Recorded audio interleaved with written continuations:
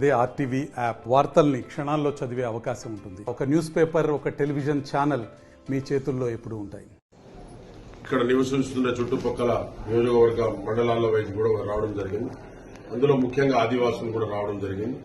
ఆదివాసులు దాదాపుగా 75 సంవత్సరాల నుంచి ఈ ప్రాంతంలో నివసిస్తున్నారు. ఈ ప్రాంత భాగంగా బిఫోర్ ఇండిపెండెంటే వాళ్ళు వచ్చారని వాళ్ళు అంటున్నారు.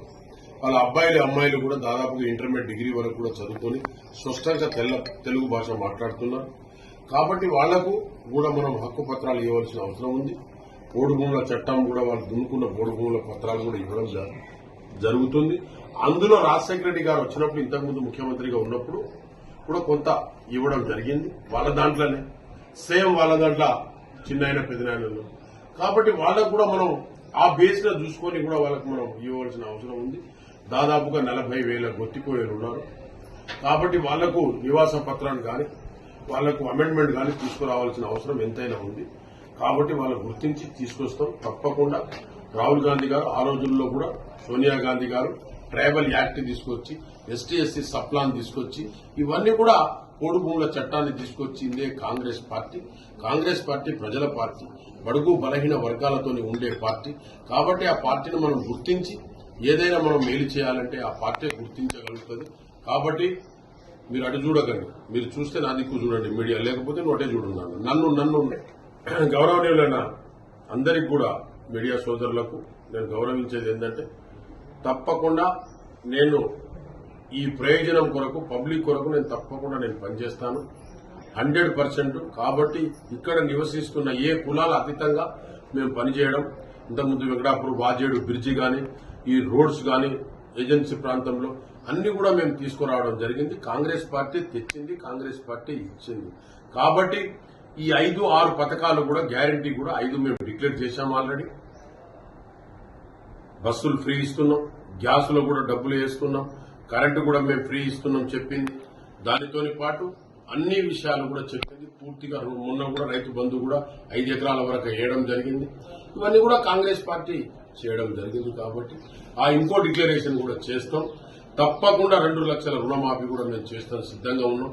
కాకపోతే ఈ రాష్ట్రంలో అప్పుల పాలు చేసి, ఈ రాష్ట్రానికి బీఆర్ఎస్ పార్టీ, టీఆర్ఎస్ పార్టీ అప్పుల పాలు చేసి ఇవాళ మా కాంగ్రెస్ పార్టీని ఇబ్బంది పెట్టినప్పటికీ కూడా 1వ తారీఖు మా రేవంత్ రెడ్డి గారు, కేబినెట్ మంత్రులు పరిపాలనలో మీకు 1వ తారీఖే ఎంప్లాయీస్ మేము జీతాలు ఇవ్వడం జరుగుతుంది. ఎందుకు జీతాలు ఇవ్వడం జరుగుతుందంటే, ఇవాళ తహసీల్ ఆఫీస్ కానీ, ఇవాళ ఎంఆర్ఓ ఆఫీసుల, కలెక్టరేట్ లో, దాని తప్ప ఎలక్ట్రీషియన్ లో, ఇవన్నీ కూడా వాళ్ళకు జీతాలు ఇవ్వకపోతే వాళ్ళు పని చేయరు.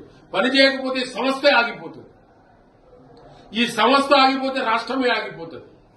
కాబట్టి తప్పకుండా వాళ్ళకి శాలరీలు ఇవ్వవలసి వస్తుంది. అవసరం అది మనకు మన ప్రజలకు, ప్రజానీకానికి అవసరం. కాబట్టి వాళ్ళకి వాళ్ళ పెన్షన్ ఆఫీస్ ఉంది, వాళ్ళ జీతాలు ఇవ్వాలి కదా, ఉంటుంటారు. లేదు పెన్షన్ ఎవరు చేస్తారు.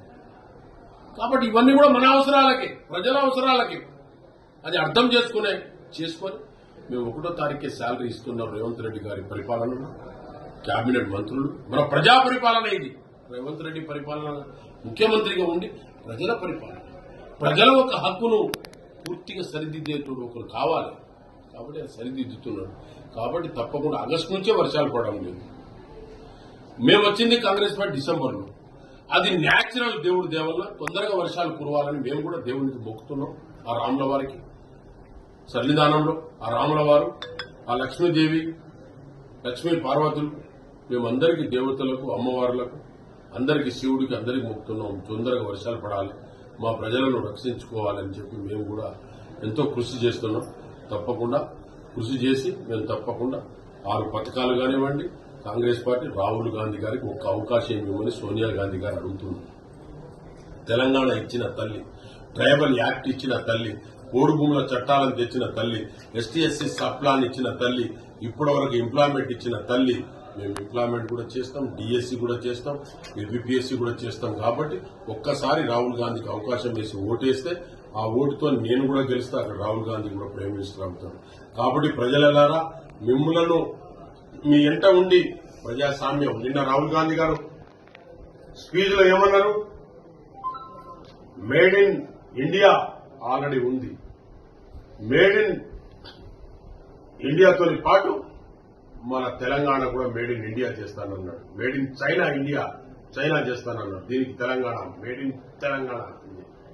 కాబట్టి ఇవన్నీ కూడా రాహుల్ గాంధీ గారు అన్న మాట మామూలు మాట కాదు. దానితో పాటు 5 పంచాయతీలు కూడా మనము మేనిఫెస్టోలో పెట్టేయడం జరిగింది. 5 పంచాయతీలు కూడా మేనిఫెస్టోలో పెట్టుకొచ్చి తప్పకుండా ఈ తెలంగాణకు లోపల తీసుకొస్తాం. ఆంధ్రలో ఉన్న ఆ సోదరులకు కూడా మీరు సహకరించాలి ఇక్కడ ఉన్నోళ్ళు. కాబట్టి 5 పంచాయతీలో కూడా ఒక మీటింగ్ పెడతా నేను. 5 పంచాయతీలో ఉన్నోళ్ళు కూడా మనకు అందరికీ మనకు సహకరించాలని మీరు 5 పంచాయతీలలో కూడా మనం చెప్పడం జరుగుతుంది. మేనిఫెస్టోలో పెట్టడం జరిగింది. 5 పంచాయతీలు భద్రాచలంకు తీసుకొస్తాం. కాబట్టి 5 పంచాయతీలారా మీరు కూడా ఇంటింటికి తిరిగి కాంగ్రెస్ పార్టీకి ఓటేసి రాహుల్ గాంధీకి ప్రైమ్ మినిస్టర్ మనం చేయడమే మన ధ్యేయం. దానితో పాటు ఆయనకు చేస్తే నాకు కూడా ఓటేస్తే చేయగుర్తు నేను కూడా ఎంపీ అయితా. మీ అందరి ఆశీస్సులతోని నేను మీ ముందుకు వచ్చి నేను పని చేసేందుకు సిద్ధంగా ఉన్నాను. మరిన్ని వీడియోస్ కోసం ఛానల్ ని సబ్స్క్రైబ్ చేయండి. లేటెస్ట్ అప్డేట్స్ కోసం వాట్సాప్ ఛానల్ ని ఫాలో చేయండి. అండ్ లింక్ డిస్క్రిప్షన్ లో ఉంది.